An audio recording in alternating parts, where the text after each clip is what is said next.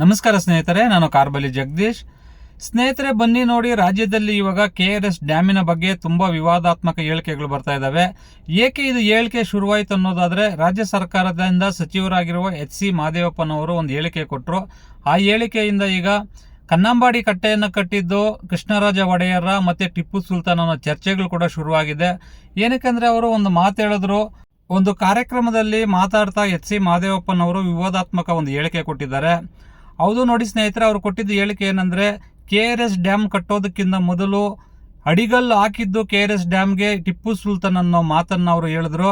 ಈ ಮಾತಿಂದ ತುಂಬಾ ಜನಗಳಿಗೆ ಬೇಸರ ಆಯಿತು. ಏನಕ್ಕೆ ಅಂತಂದ್ರೆ, ಕೃಷ್ಣರಾಜ ಒಡೆಯವರು ತುಂಬಾ ಕಷ್ಟಪಟ್ಟು ಒಡವೆಗಳು ತಗೊಂಡೋಗಿ ಅಡ ಇಟ್ಟು ರಾಜ್ಯದ ಜನತೆಗೋಸ್ಕರ, ಬಡತನ ನೀಗಿಸೋದಕ್ಕೋಸ್ಕರ ಅವರು ಕೃಷ್ಣರಾಜ ಸಾಗರವನ್ನ ಡ್ಯಾಮ್ ಕಟ್ಟಿದ್ರು. ಆದರೆ ಈಗ HC ಮಹದೇವಪ್ಪನವರು ಬಂದು ಇದಕ್ಕಿಂತ ಮೊದಲು ಇದಕ್ಕೆ ಅಡಿಗಲ್ಲು ಹಾಕಿದ್ದು ಟಿಪ್ಪು ಸುಲ್ತಾನ್ ಅನ್ನೋ ವಿವಾದಾತ್ಮಕ ಹೇಳಿಕೆ ಕೊಟ್ಟಿದ್ದಾರೆ. ಹಾಗಿದ್ರೆ ವಿವಾದಾತ್ಮಕ ಹೇಳಿಕೆಯಿಂದ ಯಾರ್ಯಾರಿಗೆ ಏನೇನು ಲಾಭಗಳಾಗ್ತಾ ಇದೆಯೋ ನಮಗೆ ಗೊತ್ತಿಲ್ಲ. ಆದರೆ ಇತಿಹಾಸ ನೋಡೋದಾದ್ರೆ, ಕೃಷ್ಣರಾಜ ಸಾಗರವನ್ನು ಕಟ್ಟಿದ್ದು ಕೃಷ್ಣರಾಜ ಒಡೆಯರ ಮತ್ತೆ ಟಿಪ್ಪು ಸುಲ್ತಾನ್ ಅವ್ರ ಕೊಡುಗೆ ಕೂಡ ಇದಕ್ಕಿದೆಯಾ ಅನ್ನೋದ್ರ ಬಗ್ಗೆ ಈಗ ಇತಿಹಾಸದಲ್ಲಿ ಏನಿದೆ ಅನ್ನೋದನ್ನ ನಾನೀಗ ನಿಮಗೆ ವಿವರವಾಗಿ ತಿಳಿಸ್ಕೊಡ್ತೀನಿ. ಹಾಗೆ ನೋಡಿ ಸ್ನೇಹಿತರೆ, ಯಾರೆಲ್ಲ ನಮ್ಮ ಚಾನಲ್ ನೋಡ್ತಾ ಇದ್ದೀರಾ, ದಯವಿಟ್ಟು ಹಾಗೆ ನಮ್ಮ ಚಾನಲ್ಗೆ ಒಂದು ಸಬ್ಸ್ಕ್ರೈಬ್ ಮಾಡಿ ಮತ್ತೊಂದು ಲೈಕ್ ಕೊಟ್ಟು ನಮ್ಮ ಚಾನಲ್ಗೆ ಸಪೋರ್ಟ್ ಮಾಡಿ.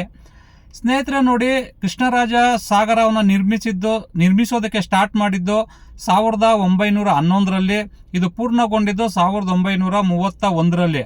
ಹಾಗೆ ನೋಡಿದ್ರೆ ನೋಡಿ, ಆ ಕಾಲದಲ್ಲಿ ಟಿಪ್ಪು ಸುಲ್ತಾನ್ ಅವರು ಇದ್ರ. ಮತ್ತೆ ಹೇಗೆ ಟಿಪ್ಪು ಸುಲ್ತಾನ್ ಹೆಸರು ಈ KRS ಡ್ಯಾಮ್ಗೆ ಬರ್ತಾ ಇದೆ, ಮತ್ತು ಇದರಲ್ಲಿ ಒಂದು ಶಾಸನ ಇದೆ. ಈ ಶಾಸನದಲ್ಲಿ ಕೂಡ ಟಿಪ್ಪು ಸುಲ್ತಾನ್ ಅವ್ರ ಹೆಸರಂತೂ ಇಲ್ಲ. ಆದರೆ ಇದು ಅರೇಬಿಕ್ ಭಾಷೆಯಲ್ಲಿ ಒಂದು ಶಾಸನ ಇದೆ. ಅರೇಬಿಕ್ ಭಾಷೆ ಶಾಸನ ಇರಬೇಕಾದ್ರೆ ಟಿಪ್ಪು ಸುಲ್ತಾನ್ ಅವರು ಆಗ ಈ ಭಾಗದಲ್ಲಿ ಆಳ್ವಿಕೆ ಮಾಡ್ತಾ ಇದ್ರು. ಆ ಕಾರಣದಿಂದ ಟಿಪ್ಪು ಸುಲ್ತಾನ್ ಕಾಲದಲ್ಲಿ ಇವರು ಈ ಅಡಿಗಲ್ಲನ್ನು ಹಾಕ್ಸಿದ್ದಾರೆ ಅಂತ ಅಂದ್ಬಿಟ್ಟು HC ಮಹದೇವಪ್ಪನವರು ಹೇಳಿದ್ದಾರೆ. ಇದು ನಿಜಾನ ಸುಳ್ಳ ಅಂತ ನೋಡೋದಾದ್ರೆ ನೋಡಿ ಸ್ನೇಹಿತರೆ, ಇವತ್ತಿನವರೆಗೂ ಕೂಡ KRS ಡ್ಯಾಮಿನ ಕಟ್ಟೆಯಲ್ಲಿ ಈ ಅಡಿಗಲ್ಲು ಶಾಸನ ಇವತ್ತಿನವರೆಗೂ ಇದೆ. ಈ ಅಡಿಗಲ್ಲು ಶಾಸನ ಅರೇಬಿಕ್ ಭಾಷೆಯಲ್ಲಿದೆ. ಹಾಗಾಗಿ HC ಮಹದೇವಪ್ಪನವರು ಟಿಪ್ಪು ಸುಲ್ತಾನೇ ಹಾಕಿದ್ದಾರೆ ಅಂತ ಹೇಳ್ತಾ ಇದ್ದಾರೆ. ಆದರೆ ಟಿಪ್ಪು ಸುಲ್ತಾನು ಆ ಉದ್ದೇಶದಿಂದ ಹಾಕಿದ್ರೋ ಮತ್ತೆ ಬೇರೆ ಉದ್ದೇಶದಿಂದ ಹಾಕಿದ್ರು ಅನ್ನೋದು ಇದುವರೆಗೂ ಯಾವುದೇ ಸಾಕ್ಷ್ಯಗಳು, ಪುರಾವೆಗಳಿಲ್ಲ. ಆದರೆ ಶಾಸನ ಅಂತೂ ಇರೋದು ನಿಜ. ಏನಕ್ಕೆ ಅಂತಂದ್ರೆ, ಆ ಟಿಪ್ಪು ಸುಲ್ತಾನ್ ಅವ್ರ ಕಾಲದಲ್ಲೇ ಈ ಶಾಸನ ಬಂತೋ ಇಲ್ಲ ಅದಕ್ಕಿಂತ ಮೊದಲೇ ಬಂತೋ ತದನಂತರ ಬಂತು ಅನ್ನೋದು ಕೂಡ ಯಾರಿಗೂ ಗೊತ್ತಿಲ್ಲ. ನೋಡಿ ಸ್ನೇಹಿತರೆ, ಈ ಶಾಸನ ಇಲ್ಲಿರೋದಕ್ಕೆ ಮುಖ್ಯ ಕಾರಣ ಯಾರು ಅಂತಂದ್ರೆ, ಅದು ಶ್ರೀಕೃಷ್ಣರಾಜ ಒಡೆಯರ್ ಅವರು. ಏನಕ್ಕೆ ಅಂತಂದ್ರೆ ನೋಡಿ, 1905ರಿಂದ 1910ರವರೆಗೆ ತುಂಬಾ ಬರ ಕಾಡ್ತಾ ಇತ್ತು ಮೈಸೂರು, ಮಂಡ್ಯ, ಚಾಮರಾಜನಗರ ಜಿಲ್ಲೆಗಳಲ್ಲಿ. ಆ ಕಾರಣದಿಂದ ಕುಡಿಯೋ ನೀರಿಗೂ ಕೂಡ ಅಲ್ಲಿ ತುಂಬಾ ಕಷ್ಟ ಆಗಿ ಬರಗಾಲಕ್ಕೆ ತುತ್ತಾದ ಈ ಪ್ರದೇಶದಲ್ಲಿ ಸುಮಾರು ಅಂದಿನ ಸಮಯದಲ್ಲಿ 5% ಜನ ಸಾವಿಗೀಡಾಗ್ತಾರೆ. ಇದನ್ನು ನೋಡಿ ಕೃಷ್ಣರಾಜ ಒಡೆಯರ್ ಅವರು ಮನಸ್ಸಿಗೆ ತುಂಬಾನೇ ಬೇಜಾರಾಗುತ್ತೆ. ಆಗ ಇಲ್ಲಿ ಹರಿತಾ ಇರುವ ಕಾವೇರಿ ನದಿಗೆ ಒಂದು ಆಣೆಕಟ್ಟೆಯನ್ನು ಕಟ್ಟಿ ಇಲ್ಲಿರುವ ರೈತರಿಗೆ ಮತ್ತು ಎಲ್ಲರಿಗೂ ಕುಡಿಯೋ ನೀರಿನ ವ್ಯವಸ್ಥೆ ಮಾಡ್ಬೇಕಂತಂದ್ಬಿಟ್ಟು ಅವರಿಗೆ ಆಲೋಚನೆ ಬರ್ತೈತೆ. ಆಗ ಅವರು ಈ ಆಲೋಚನೆಯನ್ನು ಸರ್ ಎಂ ವಿಶ್ವೇಶ್ವರಯ್ಯವ್ರ ಮುಂದೆ ಇಡ್ತಾರೆ. ಆಗ ಅವರು KRS ಅಣೆಕಟ್ಟು ಕಟ್ಟೋದಕ್ಕೆ ಒಂದು ಪ್ರಾರಂಭ ಮಾಡ್ತಾರೆ ಸ್ನೇಹಿತರೆ. ಹಾಗೆ ನೋಡಿದ್ರೆ ಅವರು ಇದ್ದಕ್ಕಿದ್ದಂಗೆ ಹೋಗಿ, ಇವರು ಮೈಸೂರು ಮಹಾರಾಜರಾಗಿದ್ರು ಕೂಡ ಇದ್ದಕ್ಕಿದ್ದಂಗೆ ಅಲ್ಲಿ ಹೋಗಿ ಅಣೆಕಟ್ಟು ಕಟ್ಟೋದಕ್ಕಾಗೋದಿಲ್ಲ. ಏನಕ್ಕೆ ಅಂತಂದ್ರೆ, ಮದ್ರಾಸ್ ಪ್ರೆಸಿಡೆನ್ಸಿಯವ್ರ ಹತ್ರ ಕೂಡ ಪರ್ಮಿಷನ್ ತಗೋಬೇಕು.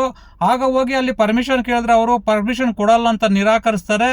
ಆನಂತರ ತುಂಬಾ ಪ್ರಯತ್ನಗಳು ಪಟ್ಟು, ಆಗ ಯಾಕೆಂದ್ರೆ ಈಸ್ಟ್ ಇಂಡಿಯಾ ಕಂಪನಿ ಆಡಳಿತದಲ್ಲಿರುತ್ತೆ ಮೈಸೂರು ಸಂಸ್ಥಾನ ಕೂಡ. ಆಗ ಅವರು ಹೋಗಿ ಕೇಳಿದಾಗ ಅಲ್ಲಿ ಕೂಡ ಅವರು ಮುಂದಿನ ದಿನಗಳಲ್ಲಿ ಮೆಟ್ಟೂರು ಡ್ಯಾಮ್ನ ನಿರ್ಮಾಣ ಮಾಡೋದಕ್ಕೆ ಪ್ಲಾನ್ ಮಾಡ್ತಾ ಇದ್ದಾರೆ.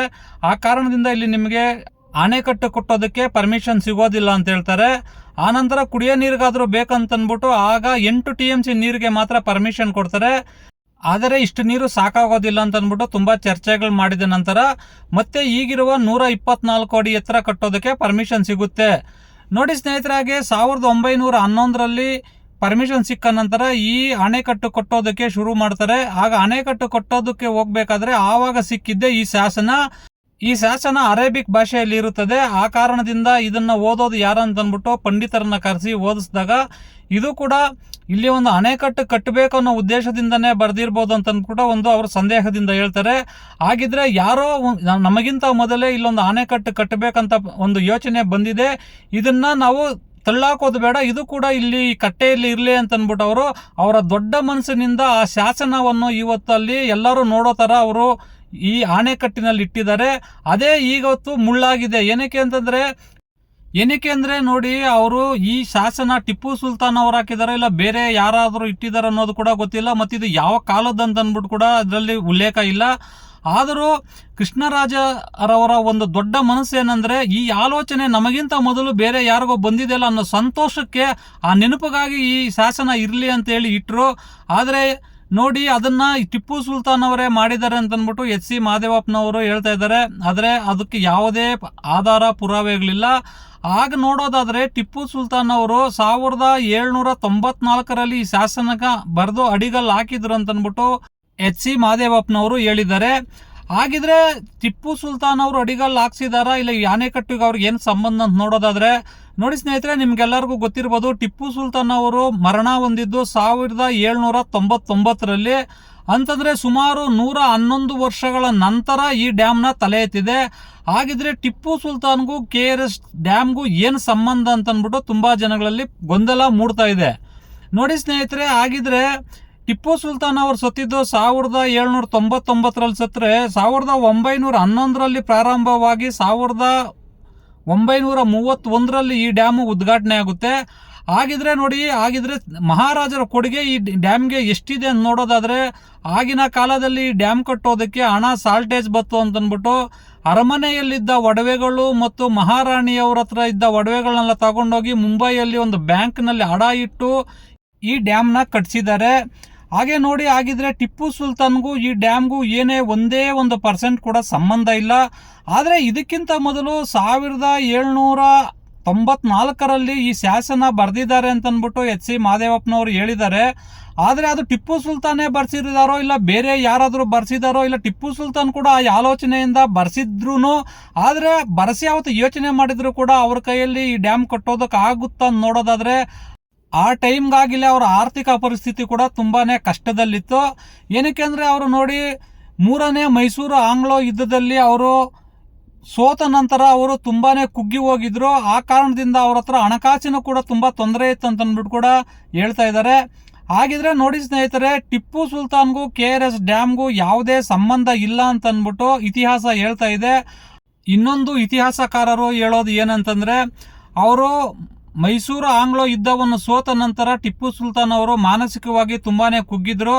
ಆನಂತರ ಪ್ರಜೆಗಳು ಕೂಡ ಅವರ ಮೇಲೆ ತುಂಬ ವಿರುದ್ಧವಾಗಿ ಮಾತಾಡ್ತಾ ಇದ್ರು. ಆ ಕಾರಣದಿಂದ ಇಲ್ಲಿರುವ ಪ್ರಜೆಗಳಿಗೆ ಏನಾದರೂ ನಾನು ಒಳ್ಳೆ ಕೆಲಸ ಮಾಡಬೇಕು ಅನ್ನೋ ಆಲೋಚನೆ ಬಂದು ಅವರು 1974ರಲ್ಲಿ ಇಲ್ಲಿ ಒಂದು ಡ್ಯಾಮ್ ಕಟ್ಟಬೇಕು ಅಂತಂದ್ಬಿಟ್ಟು ಅವ್ರ ಆಲೋಚನೆ ಬಂದು, ಆಮೇಲೆ ಅವರು ಎಲ್ಲ ದೇವಸ್ಥಾನಗಳು ಕೂಡ ಒಳ್ಳೆ ಕೆಲಸಗಳು ಮಾಡಬೇಕು, ಮತ್ತು ಶೃಂಗೇರಿಗೂ ಕೂಡ ಅವರು ಒಂದು ಒಳ್ಳೆ ಕೆಲಸ ಮಾಡಿಕೊಟ್ರು ಅಂತಂದ್ಬಿಟ್ಟು ಕೆಲವು ಇತಿಹಾಸಕಾರರು ಕೂಡ ಹೇಳ್ತಾ ಇದ್ದಾರೆ.